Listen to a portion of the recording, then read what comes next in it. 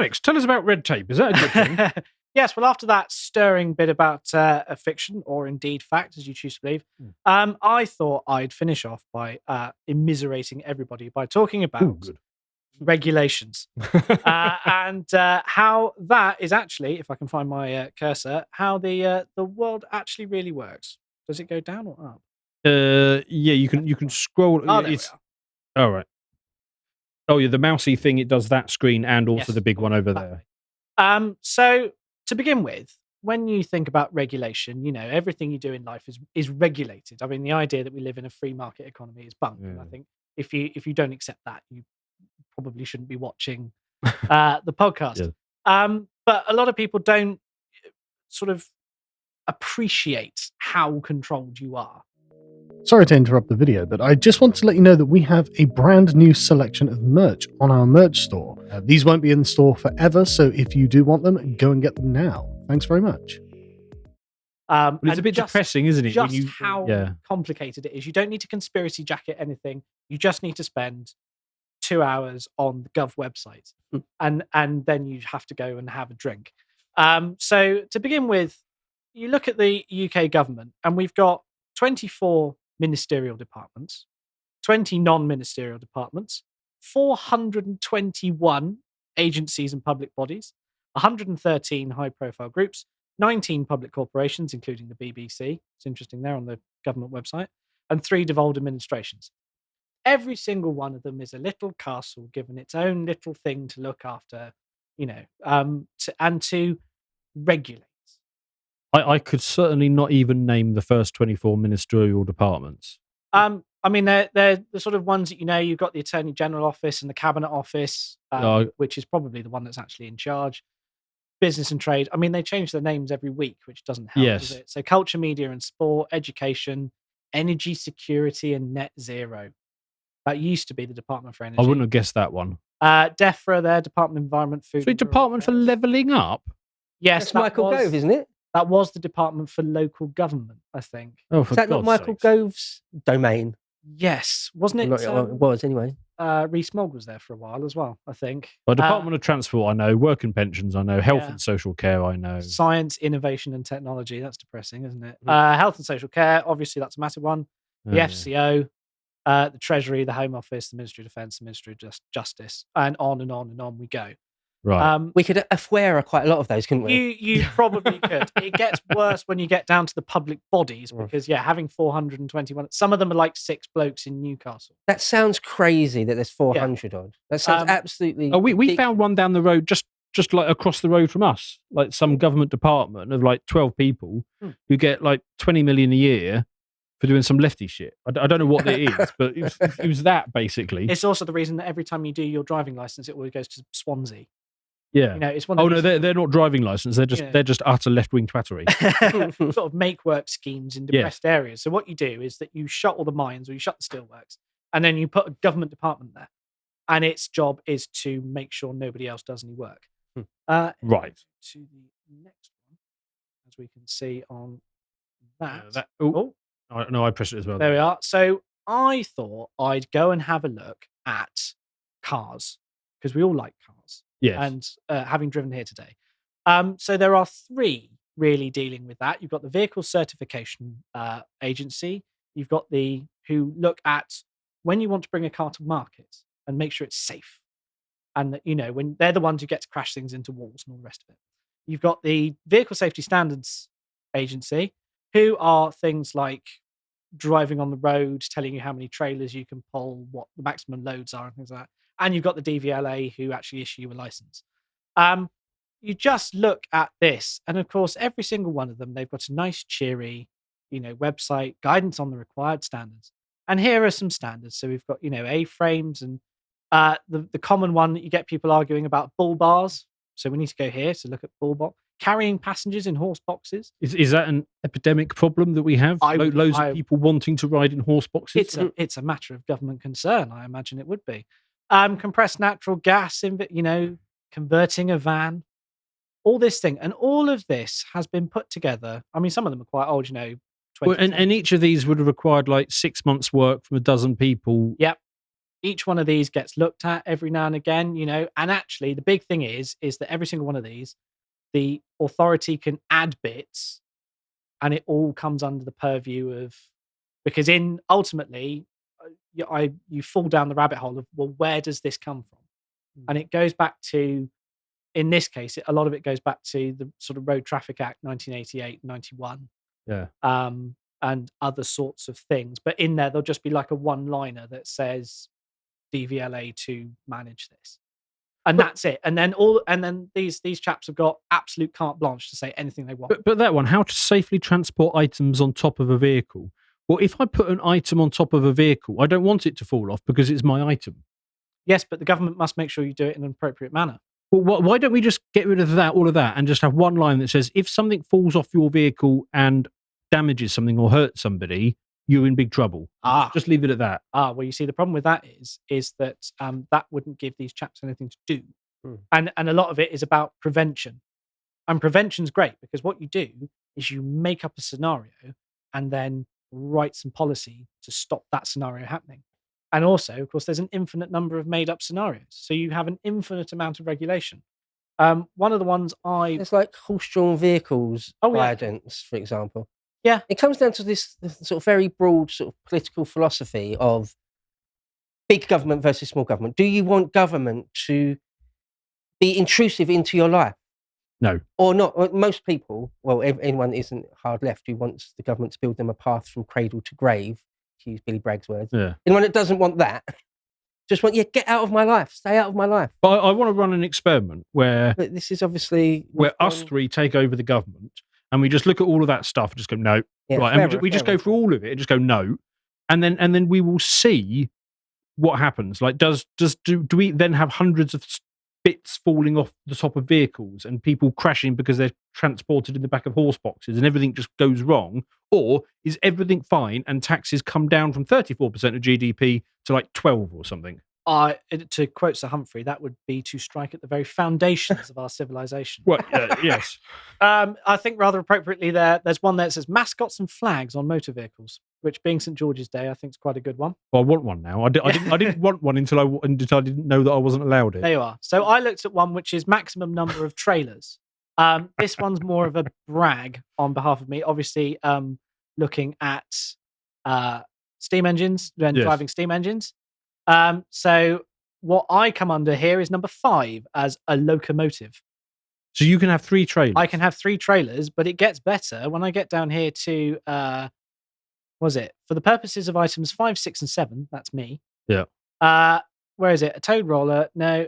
For the purposes of this regulation, the word trailer does not include a vehicle which is drawn by a steam-powered vehicle and which is used solely for the purpose of carrying water, which actually means I get to tow 3 trailers and a water cart.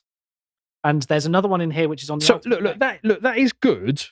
That's great. In my world, you should be able to tow as many bloody trailers as you like on your steam train. So long as I can get up the hill. Yes. Yeah. So if you were caught with 4 trailers, you could be prosecuted. Or I put something on the water cart, like I put my lunchbox on the water cart to keep it away from the engine. Right. And I'm carrying something that isn't the water. And then they'll go, that's a 4th trailer. Right. Ultimately, I think there's an ultimate length, which is 96 feet. Okay. But on that, yes, you get some great old black and white pictures, and they've got like 14 on the back of them. It's amazing. Chad, and if that you is went so to Chad. 96 feet and 2 inches, or 96 feet and 1 mil, That's it, prison. then you got Yeah, that is now unsafe, and you'll get done by the British Transport Police. But I looked at vehicle type approval. This is when a manufacturer has got a new design, so it spent millions and millions of pounds investing in its engineers, and then millions and millions of pounds designing the car, and now it's got to spend lots and lots of money at crashing its cars to make sure it's all safe. And this is where a lot of things like all the crash prevention stuff and the radar guided cruise control that nobody actually asked for and nobody actually wants.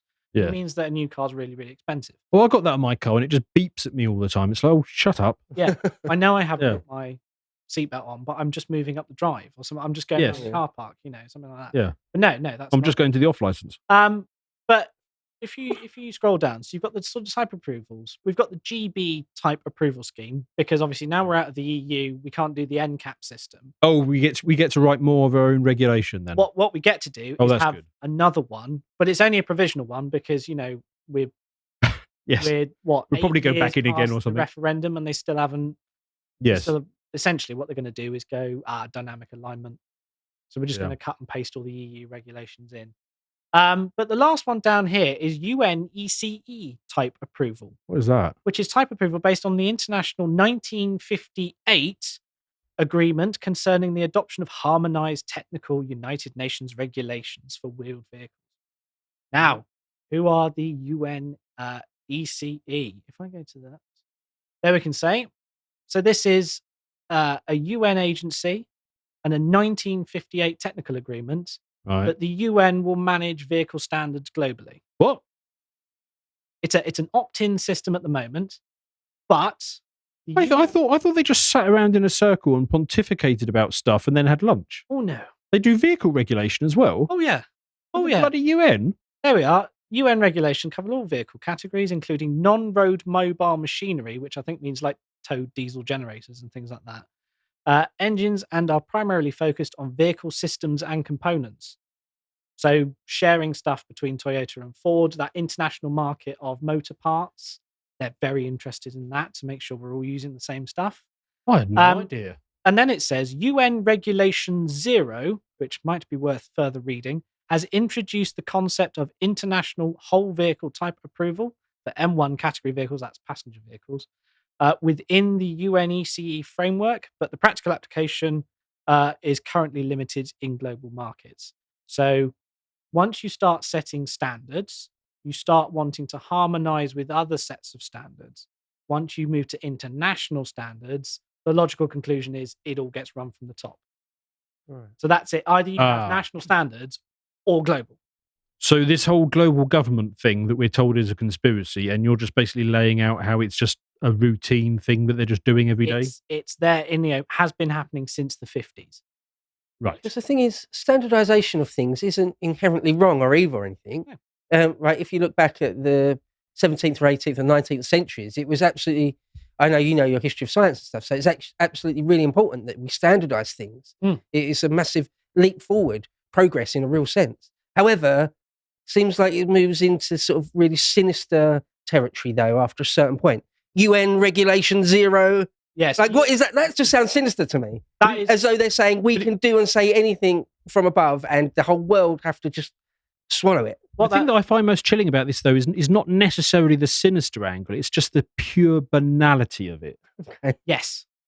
Yeah. Yeah. And this is the fascinating thing. We love to go on about attacks on free speech. We love to go on about, all the sort of woke issues and things like that. But actually, the global government spying on my phone. But actually, there is this tranche of global governments that has been there for decades.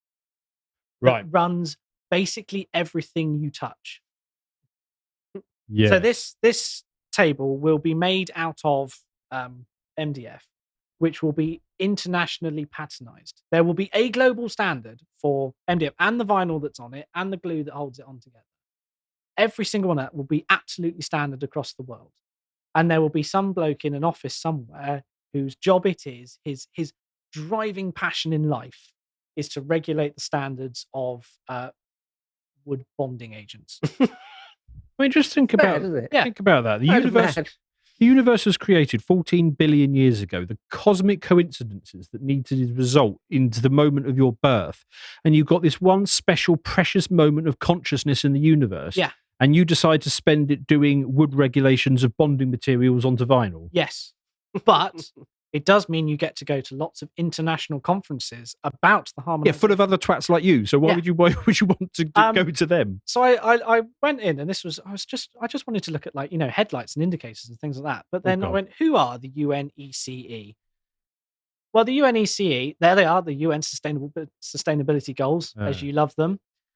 So the United Nations Economic Commission for Europe was set in 1947 by ECOSOC, who are the European Economic and Social Council.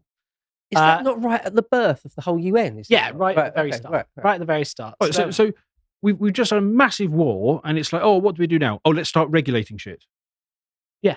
But immediately. If everybody has to use the same baskets or something, or tractor wheels, then there can't be a war. They don't give us a minute off, do they? No, and the UN has got such, Commission for Africa, the for Asia and the Pacific. There's one for Latin America and the Caribbean, and there's one for Western Asia. There's not one for North America, interestingly. And I just wanted to say that is the European Commission map, which, interesting, of course, you've got the US, you've got Canada, you've got Turkey and Cyprus and Israel. And then weirdly Suriname. I think the little ones, South America. So they're all. There's no limit on who can be in the European Council. Anybody can be a member. I had assumed naively that you'd had to be European. No. Right. And Russia hasn't been kicked out. So the Russians are all using UN approved, knives and forks, and right. and screws. Oh, they're not complete savages then. No, absolutely. Right. Both sides of the Bering Strait count as Europe. But this is an enormous regulatory body that goes around the world. Okay. Nobody's ever heard of it, and you're paying for it, of course. Because regulators are. Is there like a bit of Rome that? I think that's the Vatican. The Vatican. Right? Oh, they opted out. Is there like a bit of the Isle of Man or a bit of Brittany that opted out or something? Is that the Channel Islands? Is that what when it's counting the Isle of Man as separate things? Yeah. Carry on. And ultimately, yes, it goes back to the the United Nations Economic and Social Council, which is one of the 6 principal organizations of the UN. So you instantly go from, if you wanted to start out in the motor industry, and you wanted to build a mid-size, 5-seat family saloon, that is going to be regulated by the UN. Because there was a time where the industrious people of this country would have gone exactly that. They would have cleared out their shed. Yes. And they would have made a car. Yes. And then they would have sold it. And then if it was any good, people would have bought it. Whereas now, before you can do any of that, you need to spend, 15 years getting up to spec on all this regulation? Yep. So you've got to generate a proposal, and then you've got to put it through all this compliance. And then maybe you can start the battle for planning permission for your factory. Right. I'm starting to think this is why we don't make anything anymore, because it's just too much of a ball ache. Yes. And it's also why, multi-billion dollars companies can be run off a laptop in Starbucks, because regulatory wise, that's much more easy than trying to make stuff. Yes. And it's also why all cars look the same, because of course they've all got to conform to the same crash structure. So if they're all conforming in the same mechanism, they all look the same because that's compliant. Right. You can't put your brake lights in a weird place because that would be non-compliant. You can't have a weird shaped steering wheel. You can't have your radio in, like Citroen used to love putting the radio next to the handbrake and putting the indicators on the top of the dash and things like that. No, you can't do any of that because that's non-compliant. So all that sort of maverick zaniness, all that innovation, all the artistry has all been managed out. That's long gone.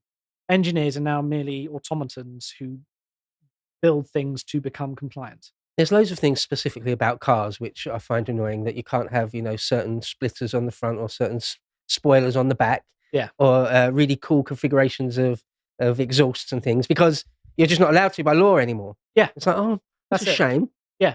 It's a shame. And it's because somebody up in Bracknell or somewhere like that has merely written a piece of legislation. Don't like those guys with the Focus STs. Get rid of all that. And that's what they do. And you look at small businesses, which we're not going to go into here, but every now and again, like small restaurants and things like that, the health inspector comes around and it's, this year you can only keep the salmon mousse for 24 hours. It used to be 3 days. Yeah. Now it's, and more cost requirements. But I mean, this has a very real impact because, I remember when I came out of the city and I had a bit of cash to do with something, and I was thinking, okay, well, I should start a business because I'm young enough, I've got enough energy, got a bit of capital, I should go and start a business. And I thought about it for a week or so, and then I thought, yeah, but stuff like this, it will just make it, why bother? I'll just go and invest it in somebody else's business. Yeah. Where they've got a compliance department, a legal team. And it's just easier. Yeah. And that's happening all the time now. And that's really what it is that you see constantly regulation being used as a closed shop. And it's why it seems a Yeah. lot of big businesses there's usually sort of the government, the auditors, and then like 6 big companies. It usually comes down to 6 for Yeah. some bizarre reason. I Yeah. think it's so they can give the sort of top coat of free marketness. But it's the executive. Well, and also, if you have 2 people from the government side, you can get all 8 round the table. And I mean, 8 round a table is about as big as you want a lunch to be. isn't Yeah. it? Anything more than that, and it splits You off. can say it's not a monopoly. There's 6. Yeah. There's not a monopoly. Yeah. Yep. So, and of course, it means that everybody at the top knows each other, because actually there'll only be 150 people on Earth with that sort of knowledge. And if you think it's bad in cars, it's even worse in shipping. Now, shipping makes sense because shipping is a global business, because you're taking stuff from one place and then you're going through international waters and then you're putting it somewhere else. The big thing in shipping at the moment is net zero. And Right. they don't know how to mash the global trading world economy model into you can't move anything because net zero model. And the IMO, the International Maritime Organization, are really trying to work quite hard to try and marry Budget. the two up.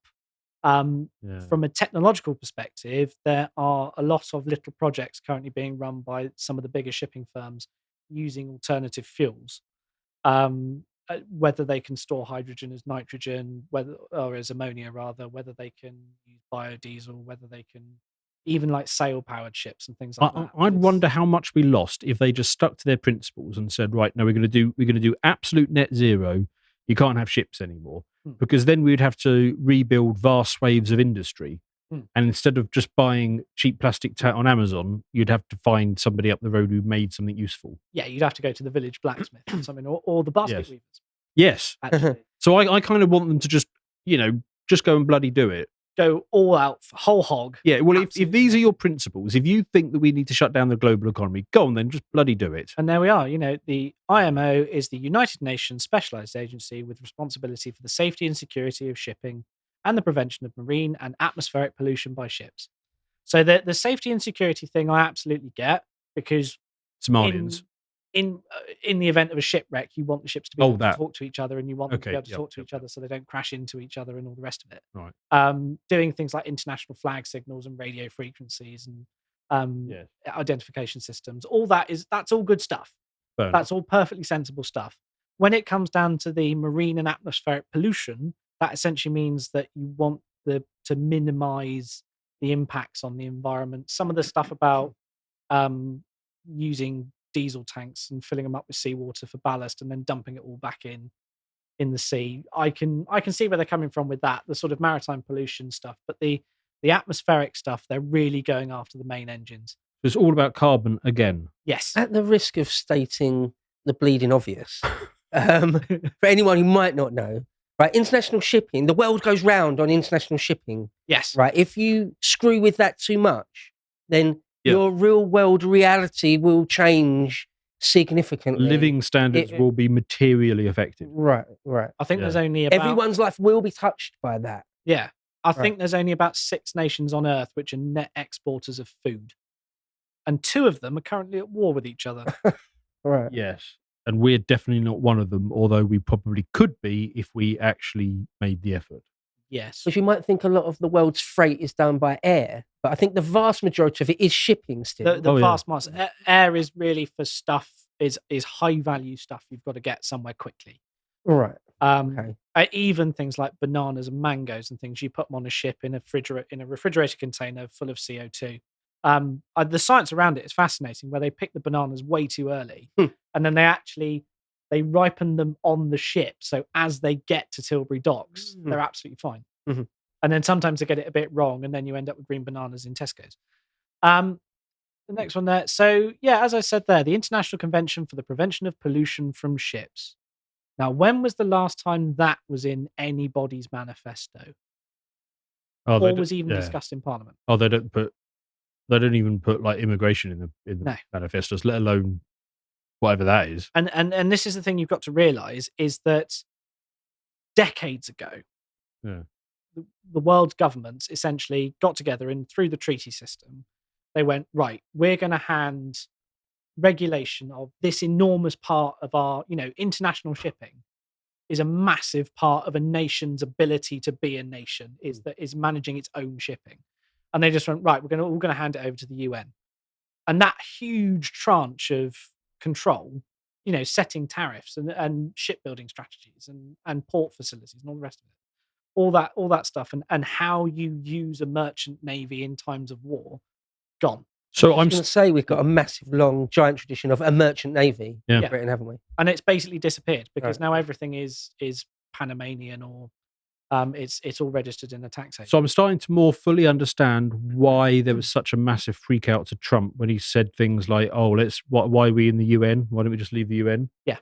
Because I thought it was just this big talky thing about international geopolitics. Actually, it's a hell of a lot deeper than that. Oh isn't it? god, yeah. And this is the sort of shocking thing is that when they talk about an international rules-based order, they don't just mean like please don't go to war with each other. They mean regulation of basically all international trade.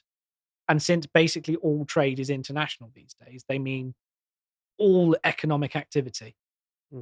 Because the only bit that's Yes. left for the national governments is that little bit of the economy which only happens inside the country. So what you're basically saying is the globalists have well and truly got their fist in all the pies. They have been there for decades. Right. That international order that came from Bretton Woods, it wasn't just a monetary thing. It was God, they were industrious, these bureaucrats they in the got a lot 40s, done. weren't they? Yeah. I wish they'd be as that. So as we can see here, so we've got the 1973 convention. Was it 1978, 97, and the entry into force in 1983. So maritime pollution, that's been around since the 70s. And various pollution standards. So, prevention of pollution by oil, Yeah. the control of pollution, noxious liquids. I mean, some of this is actually quite sensible. You don't want to be dumping crude oil in. I have heard that because a lot of them are these giant diesel engines, right? Big tankers like that. It's usually diesel, right? Because it's cheaper. Is that right? I have heard that, like, I don't know if this is true. Correct me if it's wrong, but that they do pump out a lot more emissions than airplanes. Yeah, Even. it's a bit of a. It's how they count it because what Right, they say yeah, is okay, a gonna be- super tanker burns 1,000 tons of diesel a day. It's like yes, but it's a 250,000 ton ship. Mm. So actually when you go down to sort of emissions per ton mile, Right. it's tiny, and those big ships are astoundingly efficient. And they've now got things, so it's not a high-speed Yeah. diesel engine going through a gearbox. The big marine diesel engines will tick over at about 83 RPM, and they are That sounds low. It's very, very low. They're literally just like going dunk, dunk, dunk, dunk, and then they're bolted straight to the propeller. There's Right. no gearbox or anything like that. And the thing moves at 2 knots. It'll do about 15, 16 Right. knots, Okay. And that was the interesting thing is back in the 50s, everybody assumed like we're going to have nuclear powered container ships and they're going to do 35 knots. And then they went, yeah, it's really expensive. And a lot of it was coming out of this and just the physics of it, where they went, yeah, so everything's just going to get slow, really. So, yeah, once you've got your regulation, you need to have it audited. So there's another tranche here. This is Lloyd's Register, who are sort of the UK auditors. So when they've said you're not allowed to put stuff in the sea, you go, I've got a book that says I haven't put anything in the sea. And then you need the auditors to come in and say, yes, they have actually told the truth in the book that they've not put anything in the sea. Lloyd's do a lot with shipbuilding as well. So managing designs. This is all stuff you've got to pay for. Oh, yeah. So you've got to design your ship, and then you've got to have the design appraised as safe and legal and all the rest of it. So it's The Lloyds of London still insure loads. of that's them. people. Oh, it's the same Yeah. people. They've right. they've now called themselves Lloyd's Register, but it's Oh, the right. same business that started in a With the coffee big shop. bell. And, Yeah. Right. So very quickly, just to cap off, is the EU emissions trading scheme. What we've got here is that since it came into effect, was it 2021? But they've been talking about this since 2005, about essentially having a maximum amount of emissions, and then you buy permits to Ooh. emit. We should get into that in our Brokenomics. Yes, and I'm Yes. sure we will. So they've got the reducing the emissions in the sector. where essentially all they've done is gone, right, we need to go to net zero by 2050, therefore straight line. Right. Particularly as the No business works like that. It's always like a so it was an S curve or something Yeah. like that. So there was one on, was it that one or the next one? Where it actually gives, like, it's so wonderfully managerial. They actually give the exact number of tons. for a certain type of bureaucrat. This must just be like Oh, this is Ambrosia. absolute wet dream stuff. This is. But I will just finish off by saying, don't worry, chaps. We're Ooh. not going to be ducking out of this because the UK has its own emissions trading scheme currently in a draft form. Why not? Of course it does. So there you are. Regulation. You cannot escape it. That is depressing.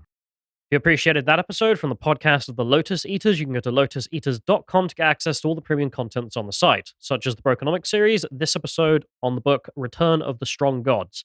If you'd like to find out what else is being put out, you can follow on Twitter at lotuseaters_com on Twitter. Thank you and goodbye.